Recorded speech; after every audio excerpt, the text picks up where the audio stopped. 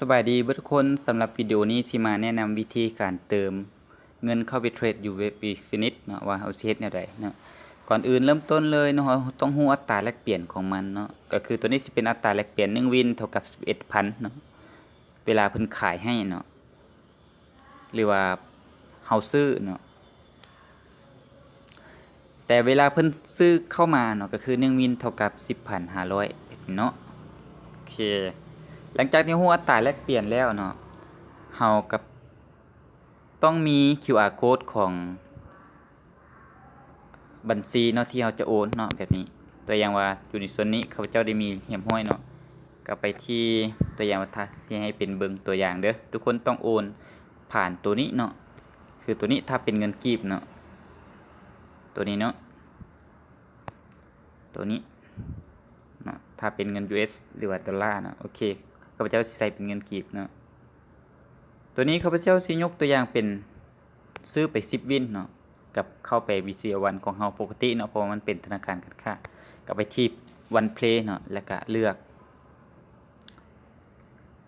แล้วก็ไปเลือกเอาQR ที่เฮาใส่ไปเมื่อกี้เนาะเป็นเงินกีบเนาะแล้วก็ไปที่คลิกเข้าไปเนาะจากนั้นเอาต้องการเท่าใดเนาะก็คือขั้นต่ำแม่น5วินเนาะหรือว่าขั้นต่ำแม่น5เหรียญเนาะแต่ยังข้าพเจ้าสิซื้อไป10วินเนาะ10วิน110,000เนาะ10วินเอา10มาคูณให้11,000เนาะก็ถึกอยู่110,000โอเคจากนั้นก็ต่อไปเนาะงั้นก็กดต่อไปเรื่อยๆคำอธิบายเนาะตัวนี้นี่แนะนำเป็นใส่ซื้อลิ้นของเฮานี่แหละเนาะซื้อลิ้นของ Infinite เลยเนาะตัวอย่างบัญชี Infinite ของเขาเจ้าเป็นซื้อลิ้นแม่นแบบนี้เนาะเป็นภาษาเวียดแบบเนาะ NG อันนี้จะเป็นซื้อลิ้นของ Infinite หรือว่าบัญชีของเจ้าเนาะคำอธิบายแนะนำเป็นใส่แบบนี้เนาะแล้วใส่จำนวนเนาะจำนวนวินที่เราต้องการอยากได้เนาะก็คือตามที่เราโอนนั่นแหละแต่หาวินกับ55,000เนาะก็ใส่5เป็นนี้อันนี้จะเป็นตัวอย่างจากนั้นก็กดที่โอนเนาะเมื่อโอนปุ๊บเฮาก็แคปสลิปการโอนเนาะแคปไว้แล้วเนาะเฮาก็ไปเข้าไปบัญชี Infinite เนาะกรณีที่เฮาบ่จื้อเนาะเฮาก็ไปเอาชื่อตัวนี้เนาะชื่อนี้ชื่อลิ้นของเฮาก็คือตัวนี้เนาะหรือเฮาสิคลิกเข้าไปเบิ่งข้างในก็ได้เนาะก็คือตัวนี้เนาะเป็นชื่อลิ้นของ Infinite เนาะตัวนี้เด้อเป็นชื่อลิ้นของ Infinite เนาะก็เอาชื่อลิ้นของตัวนี้เนาะไปอ้างอิงเนาะเวลาให้เพิ่นโอนเข้ามานะแล้วเพิ่นก็สิโอนเข้ามาในเว็บของเฮาทันทีเนาะจากนั้นก็ไปที่กลุ่มของเฮาเนาะว่าเฮาซื้อขายในกลุ่มใดเนาะคือข้าพเจ้าเป็นกลุ่มนี้เนาะกลุ่มนี้ by Selvin อันนี้จะเป็นกลุ่มเฉพาะเนาะก็คือของข้าพเจ้าเองเนาะ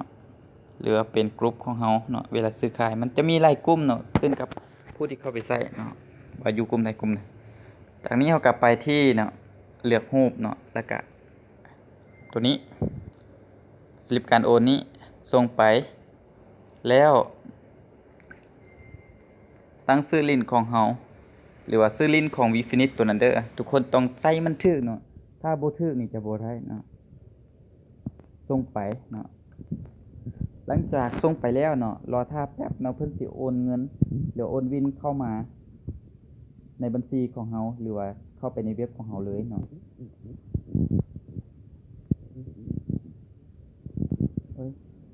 โอเคแป๊บเนาะตัวนี้ส่งผิดเด้อแป๊บนึงโอเคตัวนี้ขอลบออกเนาะเอาไหมตัวนี้เนาะโอเคส่งไปเนาะตัวนี้ทุกครั้งเนาะก็คือเวลาจะซื้อจะอย่าลืมเนาะก็คือมีซื้อลิ้นของเฮาเนาะแล้วก็สลิปการโอนเนาะแล้วรอท่าแป๊บเพิ่นหลังจากที่เพิ่น ตรวจสอบแล้วเนาะเพิ่นจะโอนเงินเข้าไปในกระเป๋าของเฮาเนาะโอเคอ่ะรอท่าแป๊บนึงเนาะโอเคเนาะตัวนี้เฮารอท่า2-3 นาทีเนาะแล้วเพิ่นก็โอนเข้าไปแล้วในระบบเนาะฉะนั้นเฮาก็ไปเช็คอยู่ใน Wifinish เนาะหลังจากที่เฮาฮู้ว่าเพิ่นโอนไปแล้วเนาะก็ไปเช็คอยู่ Wifinish ว่า Wifinish ของเฮานี่นะมันก็จะแจ้งอยู่ในส่วนนี้เลยโอเคอ่ะแป๊บนึงเนาะ refresh แป๊บนึง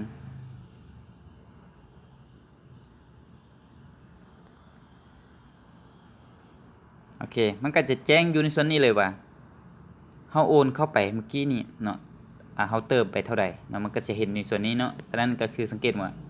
คำว่ากระดิ่งตัวนี้เนาะแล้วเฮาก็สิรู้ทันทีว่าเพิ่นโอนเข้ามาเนาะแล้วเฮาก็ไปตรวจสอบอยู่กระเป๋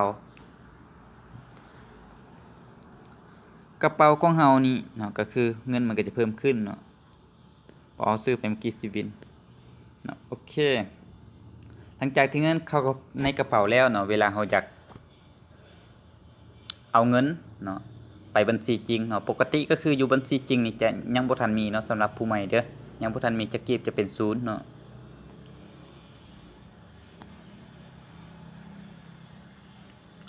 แล้วตัวอย่างว่าเงินมันมีอยู่ในกระเป๋าตัวอย่างว่ามี10 วินเนาะโอเคจากโอนไปก็ไปที่กระเป๋าธุรกรรมแล้วก็ไปที่โอนเนาะไปที่โอนแล้ว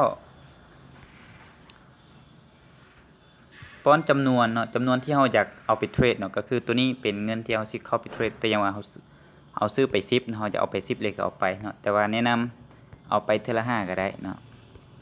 ตัวอย่างว่าโอเคเอาเงินเข้าไปในกระเป๋าเนาะโอเคตัวนี้เนาะไปบัญชีจริง The Wallet สิเป็นกระเป๋าทั้งหมดเนาะบัญชีจริงสิเป็นเงินที่เราสิเอาไปเทรดเนาะตัวอย่างว่าเอาเข้าไป5เนาะก็ป้อนจำนวนแล้วก็กดที่โอนเนาะแล้วเงินก็จะเข้าไปในส่วนของบัญชีจริงเนาะเพื่อทำการเทรดเนาะแล้วเวลาเราเทรดได้กำไรแล้วเด้เราจะเอาไปเก็บไปอยู่ในกระเป๋าก็ไปบนเก้าเนาะไปที่กระเป๋าเนาะแล้วไปที่กระเป๋าธุรกรรมเนาะแล้วก็ไปที่โอนเนาะแล้วก็สลับเนาะสลับวินวอลเล็ตแล้วก็